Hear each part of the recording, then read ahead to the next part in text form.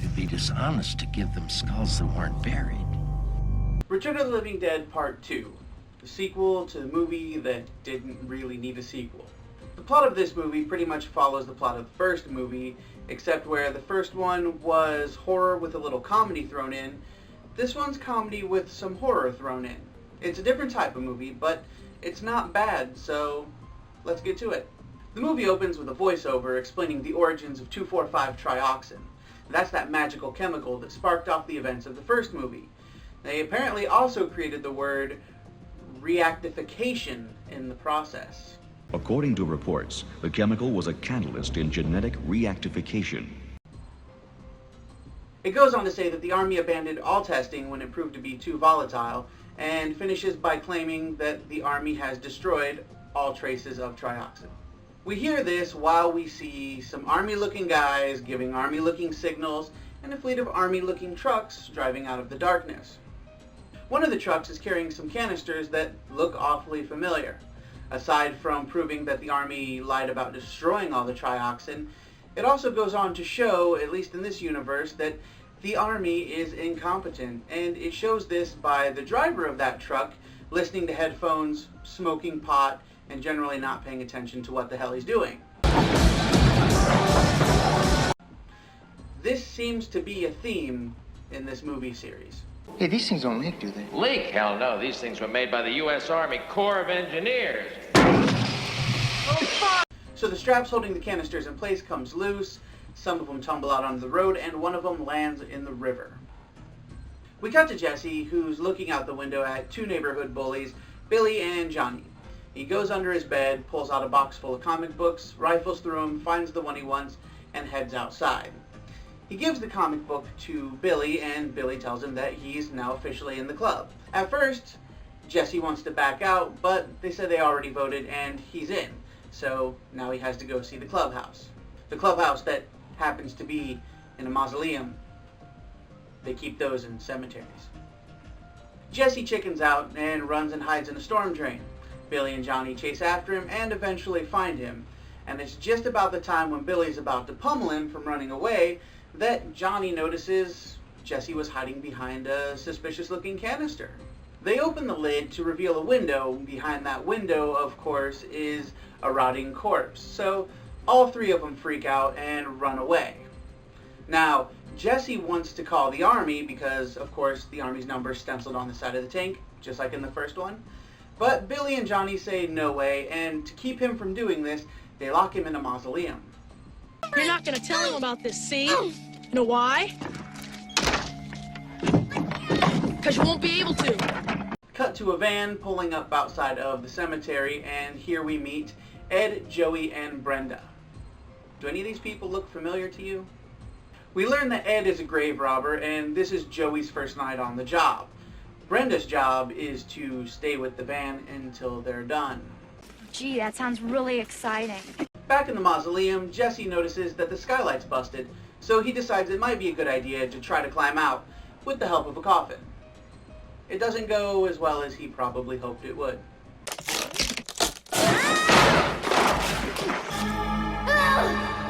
It's in that time where Ed and Joey show up, and Jesse, seeing his opportunity, makes a run for it and heads home. Now he gets home and his sister tells him that his mom left a note saying that if he doesn't finish his homework, he's not allowed to leave his room, so up to his room he goes.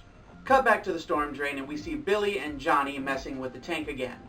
Now, in Billy's infinite wisdom, he picks up a piece of wood and smashes the glass covering the keypad on the side of the tank, because it's not like that glass was there for a reason. Now, he follows up this genius idea with the next genius idea to randomly push buttons until something happens. That something is a whole lot of 2,4,5-trioxin blasting him in the face. Come on, let's get out of here. I can't breathe. This also seems to be a trend in the series. Billy and Johnny leave the storm drain and head for home, hacking and coughing the whole way. Now the trioxin wafts across the cemetery, and wouldn't you know it, it just happens to rain. That rain mixes with the gas and soaks into the ground, and well, if you've seen the first movie, you know where this is heading, so let's not waste any time. This movie was one of my favorites as a kid. I watched this movie I don't know how many times. And it wasn't until I got older that I realized this movie could have been better. As a sequel, it could have been more faithful to the original. In all honesty, this movie probably would have fared better as its own movie, and it actually was supposed to be. When Ken Wiederhorn wrote the script for this movie, it wasn't intended to be part of the series, but producer Tom Fox said he wouldn't finance it unless they made it part of the Return of the Living Dead series. And Ken Wiederhorn actually didn't even like the horror genre and was trying to get away from it. In fact, much of the cast and crew have commented in various interviews about Wiederhorn's lack of enthusiasm on this project, and Tom Matthews has even said that the best thing about making this movie was craft services.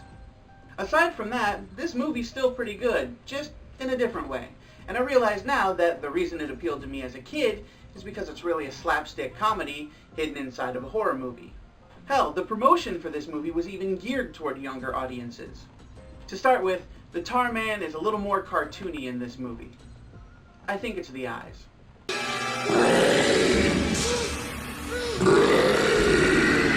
And while a lot of people were upset about the Tar Man looking different in this movie than the first one, due to the fact that the first effects team didn't want Wiederhorn to use any of their props, it actually makes sense. You see, the first Tar Man got burned up when they dropped a nuke on the city, and this is a new tank with a new body, so of course he's gonna look different.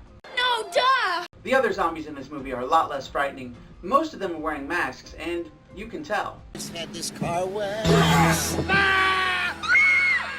The reason for this was it was easier and more time efficient for the actors to just swap masks instead of sitting in the makeup chair and getting the full thing done.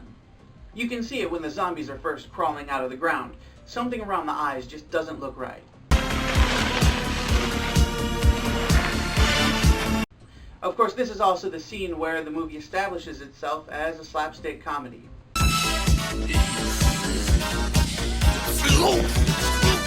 Another way they pushed this movie into comedy territory is by introducing the characters Ed, Joey, and Brenda, or as I've taken to call them, the three Scream Egos. It's pretty clear that these characters are only there for comedic effect. It seems their only purpose is to react and overreact to everything that's happening. Joey, what did you do? He didn't do anything! It's me they're after! It's my sins! Hail Mary, full of grace, full of grace! Doing that! Oh, Jesus! Oh. Now, of course, Ed and Joey are throwbacks to Frank and Freddy from the first movie, and they make sure you know it. I just got this feeling. Yeah, me too. No, it's like we've been here before. It's like a dream, this whole thing. You, me, them. They even recycle a few lines. Watch your tongue, boy, if you like this job. Like this job? Like this job? But in the first movie, Frank and Freddy were significant. They impacted the story. Hell, they started the story. If you removed Ed and Joey from this movie, you'd only have a slightly shorter movie, and that's about all you'd lose. Maybe it'd be different if they had gotten the rest of the original cast to come in, and that's what the original plan was, but for whatever reason, they could only get James Karen, Tom Matthews, Alan Troutman, and Jonathan Terry, who more or less played the same characters in the first one, and Brian Peck, who is like every third zombie you see in this movie. Also, they could have had Don Calfa, but for whatever reason, they decided to give that part to Philip Burns. Oh, it's you. Why aren't you out playing in the traffic? But getting back to the zombies, they're smart in this movie. I mean, they were smart in the first movie, but in this movie they do things like drive,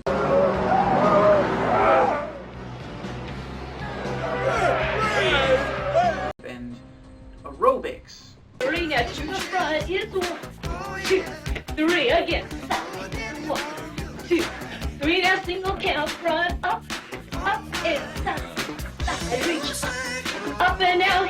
I mean, in this movie it's almost like they could reimplant themselves into society fairly seamlessly, if it wasn't for that whole brain-eating thing. All in all, this is a good movie. But if you want to see the first Return of the Living Dead, this isn't that. In fact, if this movie hadn't been billed as a sequel to The Return of the Living Dead, it would have been a solid zombie movie all on its own, and it deserves to be seen by anybody who likes the zombie genre. With that being said, if you haven't seen this movie, go see it. If you have seen this movie, go see it again. If you want to own this movie, click the link in the description below, go to my website, and you'll find an Amazon link where you can buy it. If you like this video, click the thumbs up, share it to your friends, and if you want to see more, hit the subscribe button. I've got more reviews coming. If you want to get a hold of me personally, you can do that in the comments below, or you can find me on Facebook and Twitter, both at the Horroritis. So until next time, I'm Dustin, this was Horroritis, thanks for watching. Get that damn screwdriver out of my head!